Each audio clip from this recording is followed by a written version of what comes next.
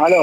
ഷർഫു പറയും. നിങ്ങൾ ഈ മുസ്ലിം സമുദായത്തെ എന്തിനാണ് ഇങ്ങനെ കുറ്റം പറയുന്നത്? നിങ്ങളെ പേരെങ്കിൽ നിങ്ങൾ മാറ്റാത്തത്. പേര് മാറ്റി ആരിഫ് ഹുസൈൻ എന്നുള്ള പേര് മാറ്റിട്ട് മുസ്ലിം സമുദായത്തെ നിങ്ങൾ കുറ്റം പറയും. നിങ്ങളെ പേര് തന്നെ ആരിഫ് ഹുസൈൻ അല്ലേ പേര്? உனக்கு எப்பவுமே எதிரி அழிக்கிறது தான் பிடிக்கும்ல. எனக்கு எப்படி தெரியுமா? எதிரிய வாழ விட்டு അവൻ മുന്നാടി വാഴ്ന്നു കാട്ടുறதா எனக்கு. എന്താണ് എന്റെ പേരിന് കുഴപ്പം? മുസ്ലിം സമുദായത്തിനെ ഞാൻ അവഹേളിക്കണ മുസ്ലിം സമുദായത്തിനെ നമ്മൾ അവഹേളിച്ചില്ലല്ലോ, നമ്മൾ ഇസ്ലാമിനല്ലേ നമ്മൾ അവഹേളിച്ചത്. മുസ്ലിം സമുദായത്തിനല്ല ഞാൻ അവഹേളിച്ചത്, ഇസ്ലാമിനെയാണ്. പിന്നെ ഇസ്ലാമിനാ?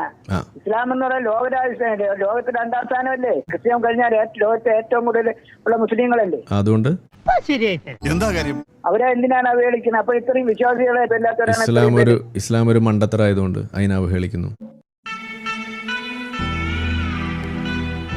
എങ്ങനെ മണ്ടത്തരായി? ഇപ്പോ ഇസ്ലാം അടിമയെ പൂശാൻ പറയുന്ന ഒരു മതമല്ലേ? അടിമയെ മോചിപ്പിച്ചിട്ടുണ്ട് ഇസ്ലാം. നിങ്ങൾ ഇതുകൂടി പറയും. ഇസ്ലാം അടിമയെ പൂശാൻ പറഞ്ഞിട്ടില്ലേ?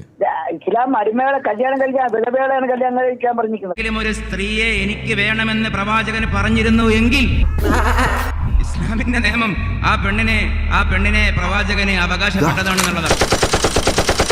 ഇസ്ലാം അടിമകളെ കല്യാണം കഴിക്കാൻ വിധവകളാണ് കല്യാണം കഴിക്കാൻ പറഞ്ഞിരിക്കുന്നത്. എന്നാ ഒരു ചോദ്യം ഞാൻ ചോദിക്കാം, അതിന് ക്ലിയർ ആയിട്ട് ഒരു ഉത്തരം പറയൂ. എന്നാ ഞാൻ കലിമയല്ല.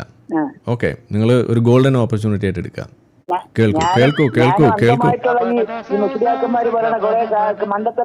ഞാൻ മുസ്ലിയാക്കന്മാരെന്നല്ല, ഞാൻ ഖുറാനിലെ ഒരു കാര്യം ഞാൻ ചോദിക്കണല്ലോ, അതിന് നിങ്ങൾക്ക് ഉത്തരം പറയാം. മുസ്ലിയാക്കന്മാരെന്ന് നമ്മൾ എടുക്കാറില്ല. അപ്പൊ എന്റെ ചോദ്യം ഇതാണ്, ബഹുദൈവ ആരാധകയായ ഒരു സ്ത്രീയെ കല്യാണം കഴിക്കുന്നതാണോ അതോ മുസ്ലിമായ ഒരു അടിമയെ കല്യാണം കഴിക്കുന്നതാണോ ഉത്തമം? ഏതാണ് ഉത്തമം എന്നാണ് ഇസ്ലാം ഖുറാനിൽ പറയുന്നത്? ഇതിന്റെ റിയാക്ഷനായിട്ട് എന്റെ അടുത്ത് വരാൻ പോണത് ഭയങ്കര മോശമായിട്ടുള്ള കാര്യമായിരിക്കും. മുസ്ലിമായ അടിമയെ കല്യാണം കഴിക്കുന്നതാണ് ഉത്തമം. മുസ്ലിമായ അടിമയെ കല്യാണം കഴിക്കുന്നതാണ് അയാളെ ഉത്തമം. ദൈവങ്ങൾ ആരാധിക്കാൻ പറഞ്ഞിട്ടില്ല ഇസ്ലാം. കൊല്ലക്കടയിലാണ് സൂചിവിൽപ്പന. അതായത് അപ്പൊ ബഹുദൈവ ആരാധികയായ സ്വതന്ത്ര സ്ത്രീയെ കല്യാണം കഴിക്കുന്നതിനേക്കാൾ ഉത്തമം ഈ പറയുന്ന ഒരു മുസ്ലിമായ അടിമയെ പെണ്ണിനെ കല്യാണം കഴിക്കണതാണ്.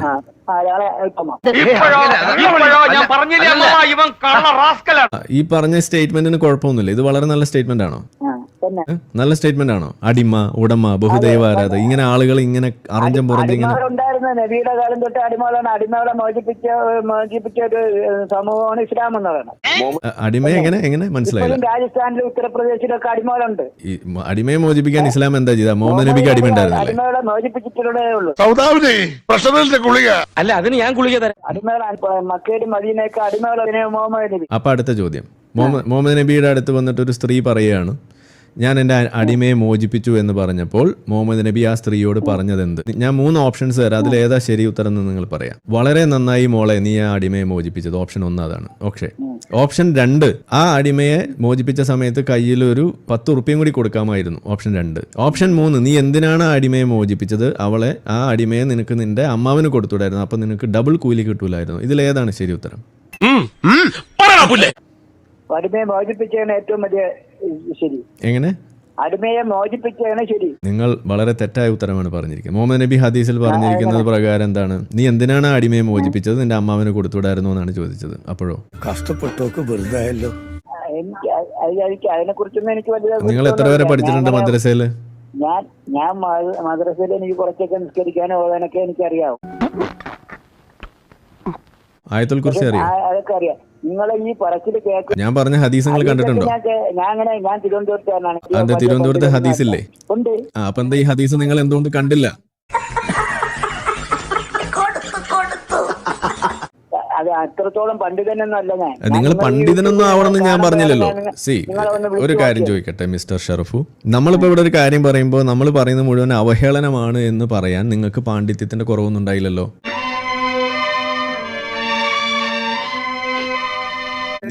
നിങ്ങൾ പണ്ഡിതനല്ലായിരിക്കെ എങ്ങനെയാണ് നിങ്ങൾ വിലയിരുത്തിയത് ഞാൻ പറയുന്നത് അവഹേളനമാണെന്ന്? ഷറഫ് ഹാപ്പി അല്ലേ? ഹാപ്പി അല്ലേ? അപ്പൊ ഷറഫിനോട് ഞാൻ ചോദിക്കണത്, ഷറഫു ഇത് പഠിച്ച് വലിയ പക്ഷെ പിന്നെ എങ്ങനെ ഷറഫുവിന് മനസ്സിലായി ഞാൻ പറയണത് മുഴുവൻ തെറ്റാണെന്ന്? ഖുർആൻ കത്തിക്കണം എന്നല്ലല്ലോ നമ്മൾ പറഞ്ഞു. ഖുർആൻ കത്തിക്കേണ്ടി വന്നാൽ കത്തിക്കണം എന്നാ പറഞ്ഞത്. ഇന്ത്യയില് മനുസ്മൃതി കത്തിച്ചിട്ടില്ലേ? നിങ്ങൾ പറയൂ, ചോദിച്ചതിന് ഉത്തരം പറയും. മനുസ്മൃതി കത്തിച്ചിട്ടുണ്ടോ ഇല്ലേ? നിങ്ങൾ ചോദിച്ചതിന് ഉത്തരം പറയേ ഷറഫു. ചോദിച്ചതിന് ഉത്തരം പറ ഷറഫു.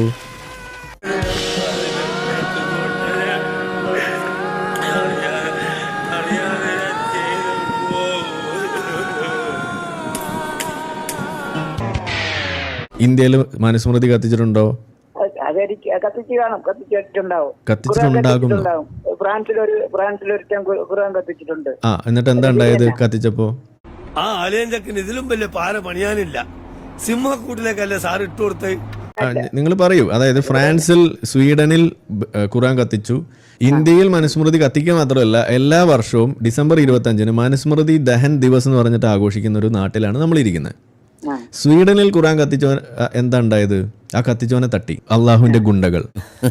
അപ്പൊ നിങ്ങൾ പറയൂ, ഏത് മതവിശ്വാസത്തിനാണ് കൂടുതൽ ഒരു ഇൻക്ലൂസീവ്നെസ് ഉള്ളത്? കത്തിച്ചാൽ കത്തിച്ച അവൻ ചായ ഉണ്ടാക്കി കുടിക്കട്ടെ എന്ന് വിചാരിക്കുന്ന മതം ഏതാണ്? ചിലർക്ക് വേറെ മനസ്സായിരിക്കും. ഖുർആൻ കത്തിച്ചാൽ അവൻ മരിച്ചാലും വേണ്ടിട്ട് അവനെ കൊന്നുകളയാന്നായിരിക്കും. അങ്ങനെയുള്ള മനസ്ഥിതിയുള്ള അത് മനസ്ഥിതി അല്ലല്ലോ. ഇസ്ലാം പഠിപ്പിക്കുന്നത് അങ്ങനെ കൊല്ലണം എന്നല്ലേ? അതുകൊണ്ടല്ലേ അങ്ങനെ കൊല്ലുന്നത്? 5:33 എന്താ പറയുന്നത്? എനിക്കറിയില്ല. 5:33 എന്താ പറയുന്നത്? ഞാൻ കേട്ടില്ല. അപ്പൊ അത് അറിയാതെയാണോ ഞാൻ ഇസ്ലാമിനെ അവഹേളിക്കുന്നു എന്ന് പറയുന്നത്? വളരെ മോശമായി പോയിട്ടോ. നിങ്ങൾ എനിക്കെതിരെ ഒരു വ്യാജ ആരോപണമല്ലേ ഇപ്പൊ നിങ്ങൾ ഉന്നയിച്ചത്? അത് നിങ്ങൾ പറയുന്ന രാമായണത്തിൽ രാമായണം പോലെയാണോ ഖുർആൻ? അല്ല. അപ്പൊ പിന്നെ നിങ്ങൾ എന്തിനാ രാമായണത്തിന് എടുത്ത് വെച്ചിട്ട് കമ്പയർ ചെയ്യുന്നത്? രാമായണം ഐതിഹ്യമാണെന്നല്ലേ ഹിന്ദുക്കൾ പറയുന്നത്? ഖുർആൻ ഐതിഹ്യമാണോ? അല്ല. അപ്പൊ പിന്നെ എന്തിനാ ഇവിടെ രാമായണത്തിനെ കൊണ്ടുവരുന്നത്? ഷറഫു, തരികിട മാറ്റി വെക്ക് ഷറഫു. എന്നിട്ട് ഇപ്പൊ സമാധാനായോ? എനിക്ക് കുഴപ്പമില്ല, ഇത് മതി. സമാധാനായി? ഹാപ്പി അല്ലേ? ഹാപ്പി അല്ലേ? ഹാപ്പിയാണ്. ഷറഫു ഒന്നും വിചാരിക്കരുത് കേട്ടോ. നമ്മള് ഖുറാനിലുള്ള കാര്യമാണ് പറയുന്നത്. എനിക്ക് വിചാരിച്ചൊന്നുമില്ല. ഞാൻ അങ്ങനെ ഈ മതത്തിനെ മുറുകെ പിടിച്ച് അങ്ങനെ അന്ധവിശ്വാസത്തിൽ നടക്കണ ഒരുത്തനൊന്നുമല്ല. ഞാൻ പള്ളിയിൽ പോകും, നിസ്കരിക്കും. അപ്പൊ നിങ്ങൾ ചെയ്യേണ്ടതെന്ന് വെച്ചാൽ ഷറഫു കേൾക്കൂ. ഷറഫുവിനെ പോലെയാണ് ഇവിടുത്തെ മുസ്ലിങ്ങൾ ഉണ്ടാകേണ്ടത്. ഏതുപോലെ? ഇതിൽ തെറ്റ് കണ്ട തെറ്റാണെന്ന് ഉൾക്കൊള്ളാൻ കഴിയണം ഷറഫുവിനെ പോലെ. എല്ലാവർക്കും സന്തോഷമായല്ലോ? എനിക്ക് സന്തോഷമായി. എല്ലാവർക്കും പിരിഞ്ഞു പോവാം.